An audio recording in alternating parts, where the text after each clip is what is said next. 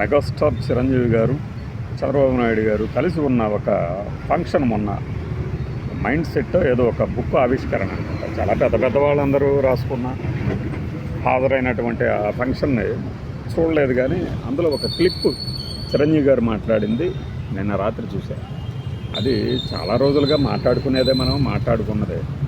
ఆయన తొలి రోజుల్లో అంటే కృష్ణ గారితోనే చేశారు. అవి కూడా కొత్త అల్లుడు, కొత్తపేట రౌడీ, తోడు దొంగలు మూడిట్లో కృష్ణ గారితో నటించారు కదా. దాని మీద ఆయన ఆవేదన వ్యక్తం చేశారు. ఎట్లా అంటే, ఏంటి నేను హీరోగా నటిస్తుంటే వీళ్ళు ఆకు రౌడీ క్యారెక్టర్లు తీసుకుంటున్నాను, నన్ను మనసులో గట్టిగా వద్దని చెప్పలేను, అట్లా అని లోపల ఒక ఫైర్ ఉండేది, ఎట్లా అయినా సరే నన్ను నేను ప్రూవ్ చేసుకోవాలి అని.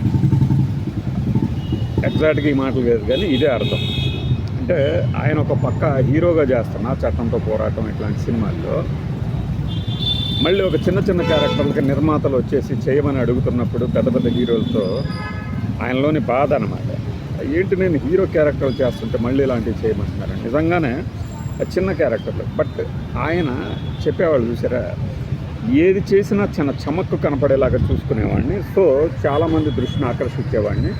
అలాగా అరే వీడెవడో భలే ఉన్నాడే అనుకునేవాడిని. ఎగ్జాక్ట్గా అదే నేను నా చిన్నప్పుడు ఆయన చెప్పింది. మనవూరు పాండవుల్లోనే సైకిల్ ఏదో ఐదుగురిలో ఒకళ్ళుగా ఉంటారు కదా చిరంజీవి గారు. మా ఫ్యామిలీ అంతా వెళ్ళాం చిన్నప్పుడు, బాగా చిన్నప్పుడు. పిడుగురాళ్ళలో చూసాం ఆ సినిమా. అందులో అల్లూరు రామలింగయ్య అన్నం తింటుంటే ఈ మొత్తం చీకటిగా ఉంటుంది. ఆ సన్నివేశం మీకు బాగా గుర్తుంటే, ఆయన తింటుంటే ఇంకొక చెయ్యి సంకలోంచి వచ్చేసి నోట్లో పెడుతూ ఉంటారు. అది హాల్లో పెద్దగా నవ్వులు. ఎవరు అంటే అరే చిరంజీవి అయ్యి ఉంటుంది ఆయన. మా నాన్నగారు, మేము అందరం కూడా చిరంజీవి మురళీమోహన్ అంటే అంత చిన్న క్యారెక్టర్లో కూడా చిరంజీవి గారిని ఐడెంటిఫై, లేదంటే ఆయనే చేసి ఉంటాడు ఇలాంటి చిలిపి పనులు అనే ఒక చమక్కు అదే గుర్తొచ్చిందనమాట ఆయన చెప్తుంటే. అదే కాదు, ఈ ప్రాణం ఖరీదులోనూ ఇంకొకటి అంటే అది చాలాసార్లు చెప్పారు. మామూలుగా నిలబడతారు అందరూ, కానీ ఈ పొలంకి వెళ్ళి వచ్చిన చిరంజీవి క్యారెక్టర్ ఏం చేస్తుంది అంటే ఊరక చేతులతో దుమ్ము దులుపుకుంటూ ఉంటుంది. ఇది స్క్రిప్ట్లో లేకపోయినా చేశాడు, అంటే ఇంప్రూవైజ్ చేశాడు. ఏం చేశాడు అంటే తన పొలానికి వెళ్ళొచ్చాడు, దులుపుకుంటున్నాడు అన్న క్యారెక్టర్. అంటే ఆ సునిశ్చితత్వం, కొద్దిగా ఇంప్రూవైజేషన్, ఎన్హాన్స్మెంట్ అంటారు కదా, ఎన్హాన్స్మెంట్ చేయటం. అది కె విశ్వనాథ్ గారు కృష్ణ గారు ఒక మాట అడిగారు, చాలా చక్కటి మాట అడిగారు. సాక్షి సినిమా తేనె మనసులు టైంలో 1965లో అని చెప్పారు. అది ఏంటి అంటే, సరే గురువుగారు మనం నిలబడి ఉన్నాం కదా, మరి చేతులు ఏం చేయాలి నటిస్తున్నప్పుడు అని చాలా మంచి ప్రశ్న అడిగారు అని కె విశ్వనాథ్ గారు చెప్పారు. అట్లా ఒక తపన అనమాట, తమని తాము నిరూపించుకోవాలనుకునే ఒక తపన కలిగిన వాళ్ళు, వాళ్ళ పని వాళ్ళు చేసుకుంటూ పోతే కన్విక్షన్, కరెక్ట్గా చిరంజీవి గారు వాడిన పదం కన్విక్షను, డెడికేషన్తో చేసుకుంటూ పోతే ఎవ్వరో ఒకళ్ళు గుర్తిస్తారు అనడానికి నేనే నిదర్శనం చిరంజీవి గారు చెప్పారు కదా, అది కరెక్ట్ అనమాట.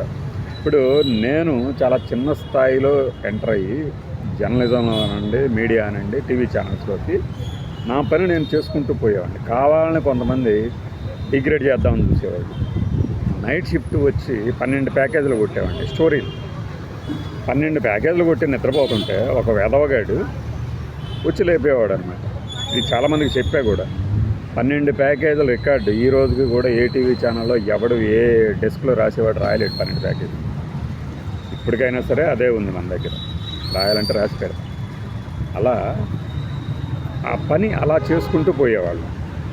ఆ తర్వాత కూడా ఇంకొక ఛానల్లో చేసినప్పుడు అప్పట్లో మోజు రిపోర్టింగ్ అంటే పెద్ద హీరోల్లాగా తిరుగుతుంటారు కదా బయట అని చెప్పేసి. అయితే ప్రెస్ క్లబ్బులకి, అవి కూడా ఎలాంటి ప్రెస్ క్లబ్లో తెలుసా మీకు, ఈనాడు, సాక్షి, ఆంధ్రజ్యోతిలో ఒక డిస్ట్రిక్ట్ ఎడిషన్లో ఒక చిన్న మూల వేస్తారే పేజీలు, అలాంటి వాటిలో కవరేజ్కి పంపించేవాళ్ళు. ఎందుకు అంటే మనల్ని రిక్రూట్ చేసుకున్న ఆయనంటే ఈ ఇన్పుట్ గాళ్ళకి పడదన్నమాట. వెళ్ళిపోయి ఆ చిన్నవి రిపోర్ట్ చేసేవాళ్ళు. అసలు పడేవి కూడా కాదు, ప్లే అయ్యేవి కూడా కాదు. కానీ ఒక సందర్భంలో ఏమైందంటే, ఈ మన పెద్ద ఆయన ఉన్నాడు, ఆయన పేరు ఏబీకే ప్రసాద్, అక్కినేని భవానీ ప్రసాద్ గారు, ఆయననా ఏబీకే ప్రసాద్ గారు ఒక ప్రెస్ మీట్ పెట్టారు 2009 ఎన్నికలకు ముందు, ఎక్కడ బషీర్బాగ్ ప్రెస్ క్లబ్లో. అప్పుడు దానిని సాక్షి కవర్ చేయడానికి వచ్చింది. సాక్షిలో లోకేష్ మీద తీవ్రమైన ఆరోపణలు చేశాడు ఒక వ్యక్తి. అలానే ఈయన కూడా, ఎవరు ఏబీకే ప్రసాద్ కూడా. దాన్ని కవర్ చేసాం.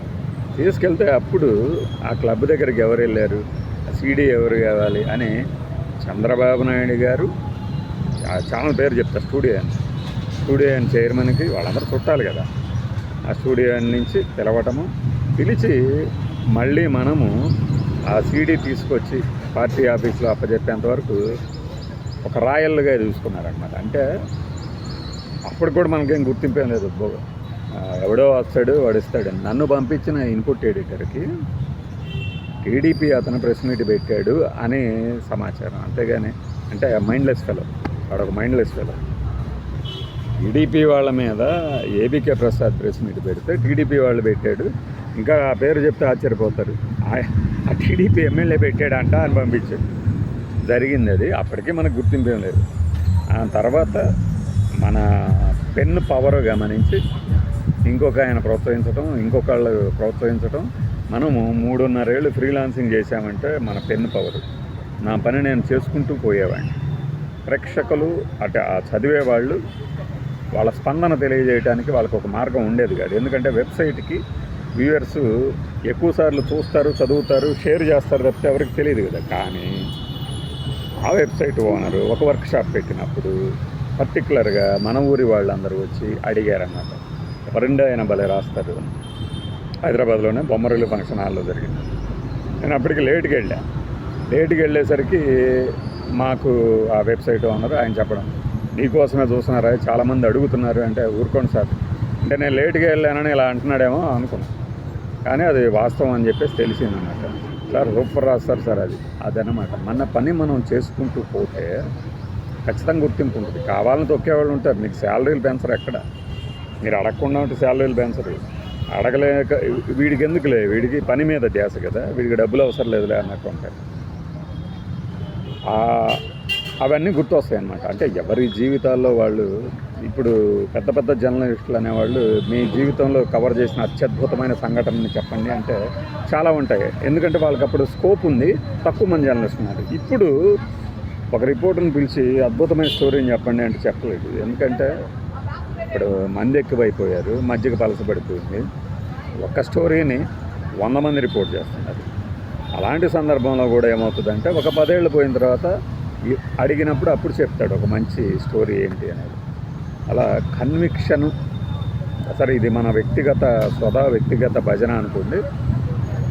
చిరంజీవి గారి మాటల విషయానికి వస్తే ఆయనలో నా ఫైర్ అదంతా ఇప్పుడు బయట పెడుతున్నారు కదా అనిపించింది. అంతే కదా, మరి లేకపోతే మనం ఎంత కాదనుకున్నా ఒక వ్యక్తి ఎదుగుతున్నాడు అంటే ముందు రాళ్ళేద్దామని చూస్తారు, తర్వాత లాగుదామని చూస్తారు, తర్వాత ఎగతాళి చేస్తారు. ఆ తర్వాత వాడు పై స్థాయికి వెళ్ళినప్పుడు ముందేమో తొక్కుదామని చూస్తారు, తర్వాత ఏమో లాగుదామని చూస్తారు, తర్వాత వెళ్ళిపోయినప్పుడేమో ఏం వెళ్ళాడరా. వీటిని గంపా నాగేశ్వరరావు గారని ఒక పర్సనాలిటీ డెవలప్మెంట్ ఉపన్యాసకులు చెప్పేవాళ్ళు. అది ప్రతి సందర్భంలో గుర్తొస్తుంది. ఎవడు చెప్పాడు కాదు, ఏం చెప్పాడు గుర్తు చేస్తుంది.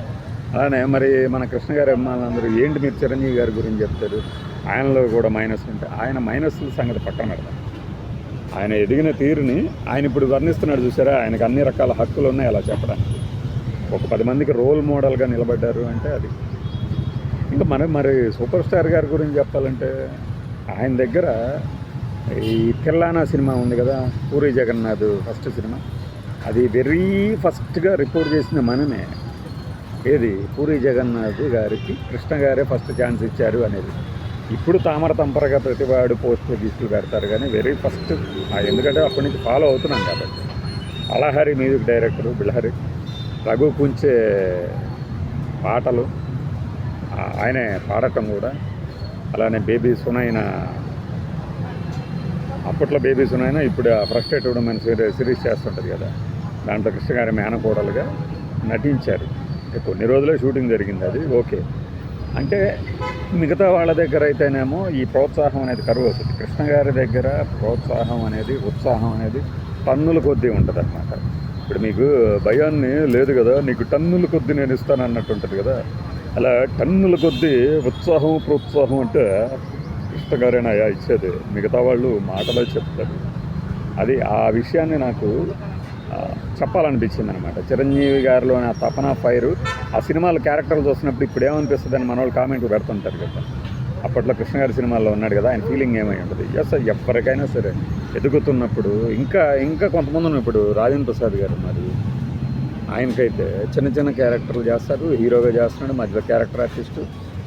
వ్యక్తిగతంగా వాళ్ళు ఎట్లాంటి వాళ్ళు అనేది పక్కన పెట్టండి, వాళ్ళు ఎదిగిన తీరునే ఆదర్శంగా తీసుకున్నప్పుడు ఇవన్నీ మనకి స్ఫూర్తిదాయకంగా అనిపిస్తాయి. ఇందులో మీరు మెగాస్టార్ని భజన చేస్తారు అంటే ఆ పాయింట్ వరకు ఎప్పటికైనా సరే రోల్ మోడల్గా ఉంటుంది. మరి ఇక కృష్ణ గారు అంటే ఇక రోల్ మోడల్స్కి రోల్ మోడల్ కృష్ణ గారు. ఆయన గురించి ప్రత్యేకంగా పదే అవకాశం వచ్చినప్పుడల్లా చెప్తానే ఉంటాను. మళ్ళీ ఆయనైనా ఈయన కాదా అనొద్దు, కృష్ణ గారు రోల్ మోడల్స్కి రోల్ మోడల్ అన్నమాట. బాయ్.